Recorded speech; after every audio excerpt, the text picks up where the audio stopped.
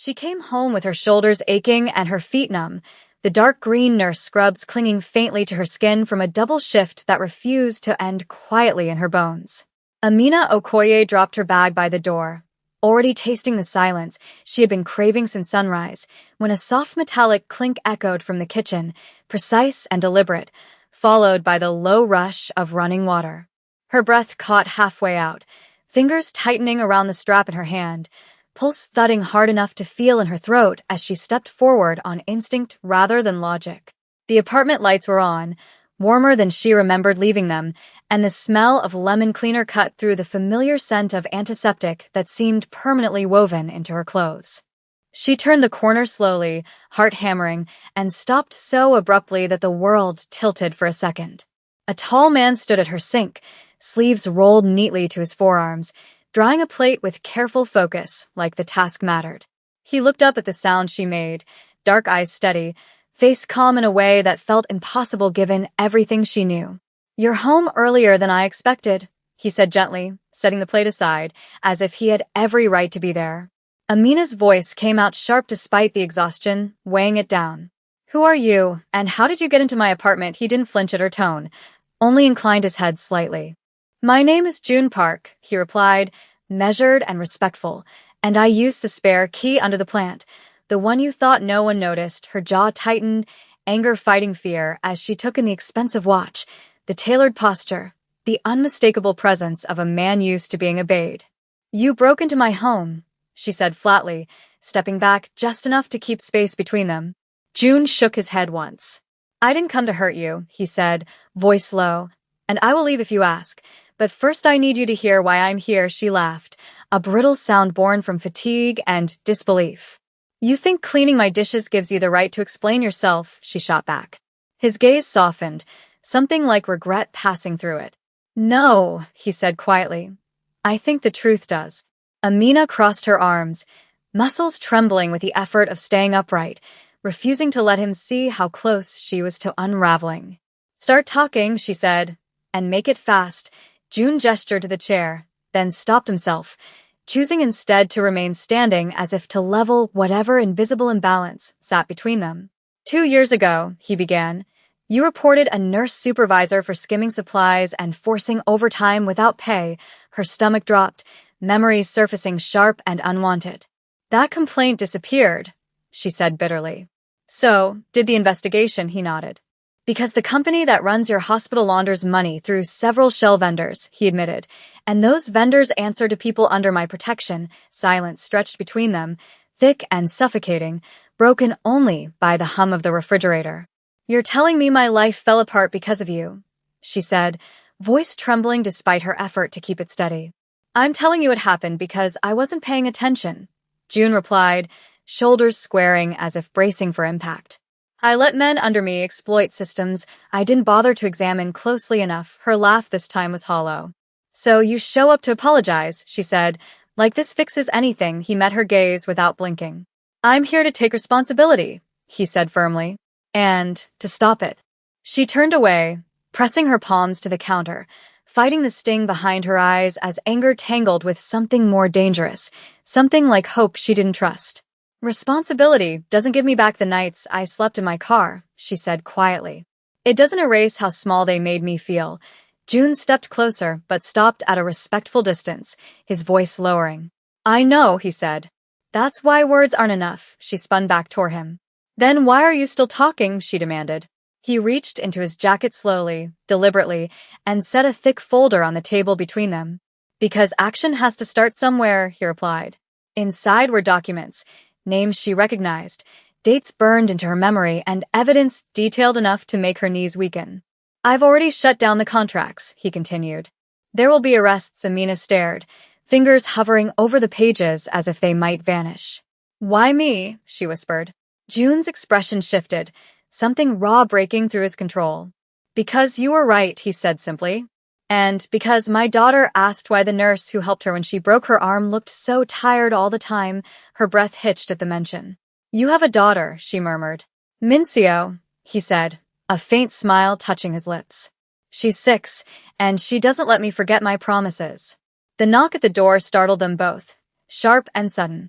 Amina stiffened, instinctively moving toward the hallway, but June was already there, opening it to reveal a small girl clutching a crumpled piece of paper, eyes wide and curious. "Appa," Mincio said, peering past him. "Is this where the nice nurse lives?" Amina froze, heart twisting as the child's gaze landed on her, bright and unguarded. "You didn't tell her," Amina said quietly. "I didn't need to," June replied, stepping aside. Mincio walked in without fear, holding out the paper. "I drew this for you," she said softly. It was a picture of a woman in green scrubs holding a hand, both smiling. Amina crouched despite the ache in her legs, tears finally spilling as she accepted it. "Thank you," she whispered. June watched them, something in his chest loosening as he said, "I want to make this right, Amina, not just for you, but because my daughter deserves to see me do better." She looked up at him, eyes wet, voice steadying. "If you're lying," she said, "I will walk away and never look back." He nodded once. "If I'm lying," he said, "I deserve that." Weeks later, the apartment felt different, lighter, as if the walls themselves had learned to breathe again. Repairs were underway at the hospital, supervisors replaced, schedules corrected, and Amina found herself sleeping through the night for the first time in months. June didn't disappear after making his promises. He showed up quietly, consistently, sometimes with Mincio in tow, sometimes alone, always respecting the boundaries Amina set. One evening, as she stirred a pot on the stove in her scrubs, he leaned against the counter and said, "You don't have to cook for us." She smiled faintly. "I want to," she replied, surprising herself with how true it felt. Mincio giggled from the table. "You smell happy," the child declared. June met Amina's eyes over the steam rising between them, something warm and tentative passing in the silence. "I'm glad you let us stay," he said softly. Amina exhaled, the weight on her chest easing just a little. "I'm glad you kept your word," she answered, and for the first time since he'd appeared in her kitchen, the fear gave way to something fragile and real, something that felt like the beginning rather than the end. The change did not arrive all at once, and Amina noticed that almost immediately, because real safety never crashed into a life like a miracle but crept in through small, consistent proofs. June stopped knocking because she told him she hated the sound, and instead texted before arriving, waiting outside until she said it was all right to come up. When Mincio visited, she took off her shoes carefully and lined them up by the door without being asked, then followed Amina from room to room, asking thoughtful questions about bandages, heart monitors, and why people cried when they were scared. One evening, after Mincio fell asleep on the couch with a coloring book still open on her chest, June stood at the window, hands clasped behind his back, and said quietly, "She talks about you at home." Amina raised an eyebrow, folding a blanket over the child. "That sounds dangerous," she replied, though her voice lacked real bite. He smiled faintly. "She says you fix people even when you're tired," he said, then added more softly. "She asks why no one fixed you." The words settled heavy between them, and Amina felt her throat tighten as she turned away, pretending to straighten the cushions. "I don't need fixing," she said after a moment. June nodded slowly. "I know," he answered. "But I still want to help." She faced him then, studying the way he held himself differently now, less armored, less certain. "Help means listening," she said. "Not deciding what's best for me." He met her gaze and said, "Then tell me what you need." The simplicity of the offer undid her more than any grand gesture ever could. Time moved forward in measured steps, marked by hospital shifts that no longer felt punitive and evenings that slowly softened into something resembling peace. Amina found herself laughing again, surprised by the sound each time it escaped her, especially when June attempted domestic tasks with the seriousness of a man negotiating a ceasefire. One night, he burned the rice so badly that Mincio waved smoke away dramatically and announced, "The kitchen is under attack." Amina laughed until her sides hurt, covering her mouth as June apologized with exaggerated solemnity. "I handle hostile takeovers better than stoves," he admitted. She wiped her eyes, still smiling. "Lucky for you," she said. "I'm very forgiving with food crimes." Their eyes met across the counter, the moment lingering just a second too long, charged with something neither of them named. Later, as they washed dishes together, their hands brushed and both froze, breath catching in unison. June withdrew immediately, voice careful. I'm sorry, he said. Amina shook her head, surprising herself by saying, You don't have to be afraid of me. He looked at her then, really looked and replied, I'm not afraid of you. I'm afraid of hurting you. The honesty in his voice settled deep in her chest, warming a place that had been cold for a long time.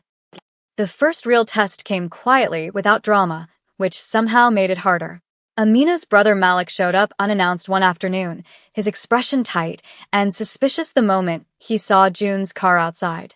Inside the apartment, Malik crossed his arms and said bluntly, So this is the guy. June inclined his head respectfully. I'm June Park, he said. Malik snorted. I know who you are, he replied. I also know men like you don't do anything unless it benefits them. Amina tensed, but June answered calmly. You're right, he said. I spent years confusing benefit with control. Malik studied him, unimpressed. And now, he pressed. June glanced at Amina before answering. Now I benefit by becoming someone my daughter can respect, he said. And someone your sister doesn't have to fear. Malik held his stare for a long moment, then turned to Amina. If he hurts you, Malik said quietly. I don't care who he is. Amina met her brother's eyes and replied, I know. When Malik finally left, June exhaled slowly. He loves you, he said. Amina nodded. He's protecting me, she corrected gently. June smiled faintly, as he should. The night June finally told her everything, it was raining softly against the windows. The city blurred into streaks of light beyond the glass. Mincio was asleep in the spare room, breathing deep and even, and the apartment hummed with quiet. June sat across from Amina at the small table, hands wrapped around a mug he hadn't touched. There are things about my life that don't disappear just because I want them to, he said carefully. Amina listened, heart steady but alert. I know, she replied. He looked relieved by that, then continued, explaining the weight of responsibility, the people who still watched him, the work it took to dismantle systems without letting worse ones replace them. I won't lie to you, he said. I am still dangerous to some people. Amina considered his words, then asked, and to me, he shook his head immediately. Never, he said. Not if I have a choice, she held his gaze, then said quietly. Then don't take my choice away, he nodded, emotion flickering across his face. I won't, he promised.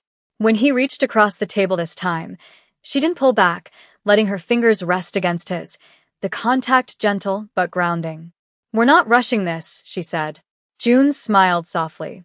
I wouldn't dare.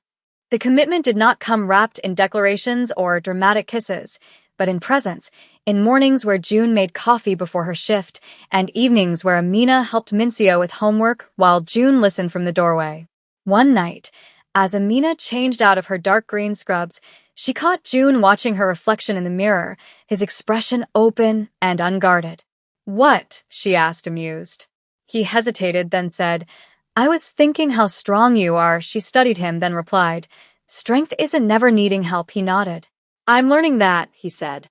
Later, as they sat on the couch with Mincio curled between them, half asleep, Amina rested her head against June's shoulder without thinking, and he went perfectly still before relaxing into the moment. This feels nice, Mincio murmured. Amina smiled. It does, she agreed. June closed his eyes briefly, voice thick when he said, I don't want to lose this. Amina squeezed his hand. Then keep choosing it, she said. The future did not promise ease, but it promised honesty, and that felt like more than enough. On a quiet morning, months later, Amina stood in the kitchen watching June fix a loose cabinet hinge while Mincio hummed softly at the table, drawing another picture.